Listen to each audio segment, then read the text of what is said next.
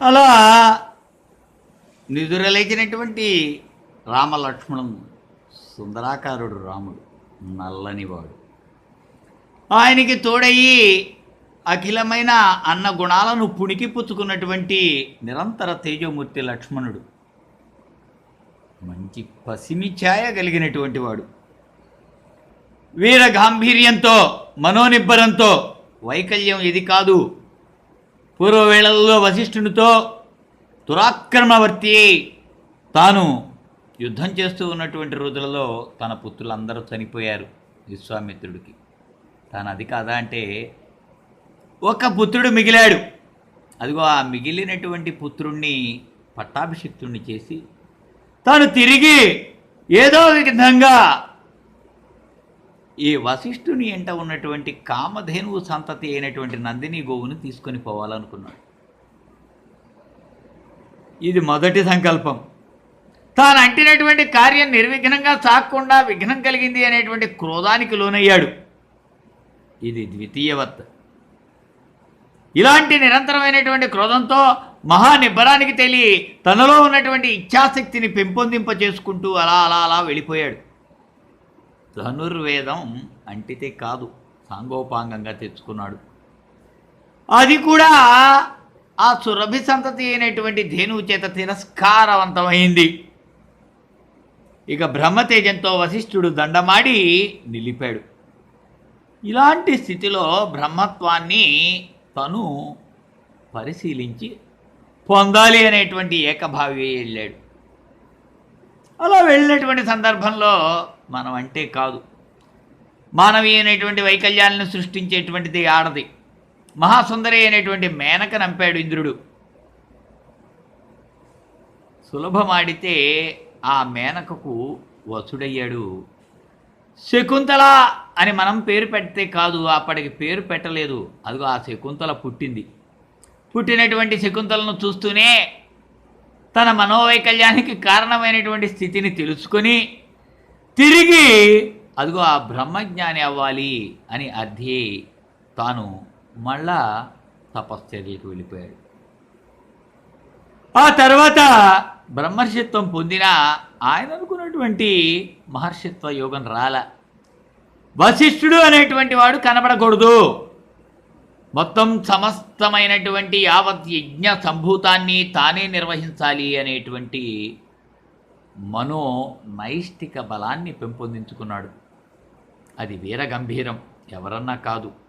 సర్వవేద సమన్వితమైనటువంటి సమన్యాయమైనటువంటి తనలో ఉన్నటువంటి శక్తిని ఆచంద్రార్కము నిలబడేటువంటి కీర్తి కలగడానికి వీలైనటువంటి ఆది మహావిష్ణువుకు, అధ్యయన ఆది మహావిష్ణువుకు మానవ రూపంలో వచ్చినటువంటి ఆ రామచంద్రమూర్తికి తా విద్యాదానం చేయతలిచాడు. అలా ఆ రామలక్ష్మణులు తీసుకుని వెడుతూ ఉన్నాడు. వడివడిగా సాగాడు. అలా సాగినటువంటి ఆ మహర్షి వెంట సుకుమారులైనటువంటి ఈ బాలురిద్దరూ అలా అలా అలా అలా వెడుతూ ఉన్నారు. వెళ్ళలేక వెడుతున్నారు. ఇది కాలగమనం, ఎవరన్నా కాదు. అదిగో అలా పక్కకి చూశారు. అక్కడ ఒక ఆశ్రమం కనబడింది. అయ్యా మహర్షి, ఇదిగో ఈ ఆశ్రమం ఎవరిది? వెడుతూ ఉన్నప్పుడు ఆ ఆయాసం అందకుండా ఉండడానికి అలా అలా మాట్లాడుకుంటూ సంభాషిస్తూ ఉంటే, అంటే మనం రోజు చేసేటువంటి నడక వ్యాయామంలో నోరు తెలిచి ఉచ్చరించద్దు అనేటువంటిది వ్యాయామ సూత్రం. కానీ పాదయాత్ర అంటే కాదా అంటే అందరూ కూడా ద్విపాదవత్తయి వెళ్తూ ఉండేవాళ్ళు.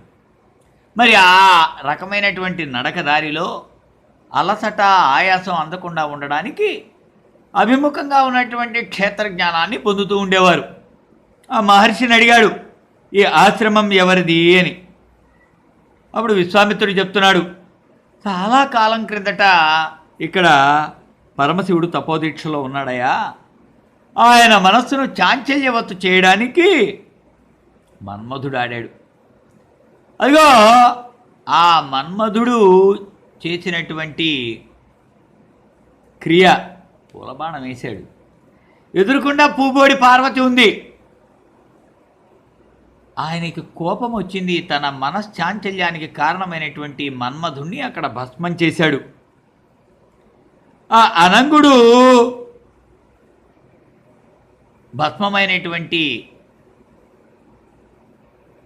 ప్రదేశం కాగా అది అంగదేశమయ్యింది. అదిగో అది కామాశ్రమమయ్యింది. ఇలా వెళుతూ ఉంటున్నారు. వీళ్ళు మాట్లాడుతూ ఉంటే బాగా బహుముఖ ప్రజ్ఞాశాలిగా ముల్లోకాలు తిరిగినటువంటి మహర్షిగా అందరికీ తెలుసున్నటువంటి వాడు విశ్వామిత్రుడు. ఆ ఆశ్రమవాసులు విశ్వామిత్రుని చూస్తూ ఎదురేగి స్వాగతించి వచ్చారు. రామలక్ష్మణులకు అతిథి పూజలు జరిపారు. ఆ రాత్రి అక్కడ గడిపి ఉదయమే ఆ నది గంగానది దాటడానికి నావ మీద అలా అలా అలా వెడుతూ ఉన్నారు. అక్కడ గంగానది తీరంలో నీరు ఎగిరెగిరి పడుతోంది. మనం అంతా బాగా మాట్లాడితే 2 మాటలు అంటారు, ఆయన పుంభావ సరస్వతయా అని. అంతేకాదు, మాట ధ్వని వడి వేగాన్ని గంగా స్రవంతితో పోలుస్తారు. అందుకే పరమశివుడు అనుగ్రహిస్తే గాంగేయ జాల జలరీ తరంగములు, సుధా తరంగములు మన మీద ముడతాయిట. మరి ఆ ప్రాంతంలో అటు చూడగానే చూపుకేది కాదు, కనిపెట్టి విశ్వామిత్రుడు చెప్తున్నాడు, అదిగో బ్రహ్మ సృష్టించినటువంటి మానస సరోవరం. ఆ సరస్సు నుంచే పుట్టిందయా సరయు నది. అది తిరిగి ఇక్కడ గంగలో సంగమిస్తుంది. ఆ హడావిడి, ఆ ధ్వానం, ఇందాక అనుకున్నామే బుడబుడగలాడేటువంటి శబ్దం, గలగలలాడేటువంటి శబ్దం, నీటి శబ్దాన్ని ఇది అని ధ్వానాన్ని కొలవలేము. యథావత్ అనేక రకాలుగా ప్రవచిస్తూ ఉంటాం.